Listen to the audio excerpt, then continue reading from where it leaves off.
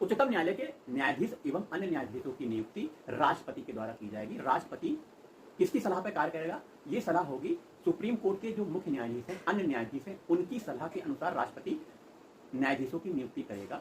1993 में नियुक्ति के संबंध में कोलेजियम सिस्टम आया था। 1993 में कोलेजियम सिस्टम। कोलेजियम सिस्टम क्या है?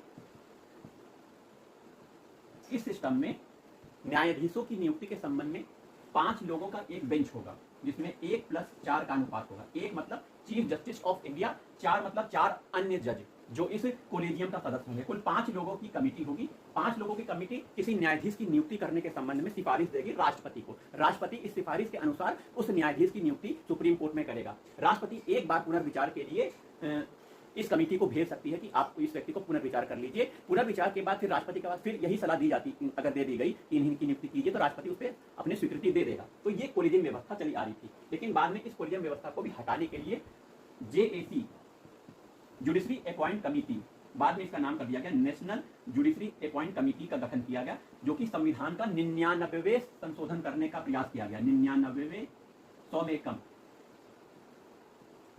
संविधान संशोधन। इन संशोधन में क्या किया गया?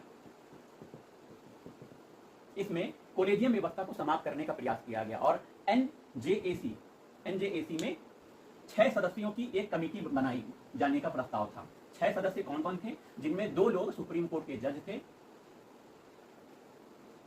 एक मुख्य न्यायाधीश था, जो कि JAC joint judiciary appoint committee, जिसे बाद में नेशनल जुडिशरी अपॉइंट कमेटी के 3 भाग कर दिए गए। इसमें 124A आर्टिकल, संविधान का आर्टिकल 124 में 1 जोड़ दिया गया, 124 2 जोड़ा गया, 124 3 जोड़ा गया।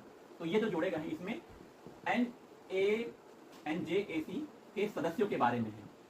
इनके कितने सदस्य होंगे, इनका कार्य कैसा होगा, इसके बारे में दिया गया है। अन्य प्रावधान इसमें दिए गए हैं। तो जो सदस्य हैं इसी में बहस छिड़ गई कि कौन कौन से सदस्य होंगे। एक सुप्रीम कोर्ट का जज होगा, 2 अन्य जज होंगे, प्लस एक कानून मंत्री होगा, प्लस 2 ऐसे व्यक्ति होंगे जो राष्ट्रपति की नजरों में विधि को जानते हो, राष्ट्रपति द्वारा भेजे गए व्यक्ति है, मतलब राष्ट्रपति की नजर में विधि के जानने वाले या राष्ट्रपति द्वारा नियुक्त व्यक्ति। तो ये 6 लोगों की कमेटी बनाई गई थी। इसमें जो कानून मंत्री है और ये लोग हैं, ये बाहरी हैं, 3 लोग सुप्रीम कोर्ट के जज हैं। तो यह NJAC जो कमेटी बनाई गई थी, इसमें सुप्रीम कोर्ट ने ही इस 99वें संविधान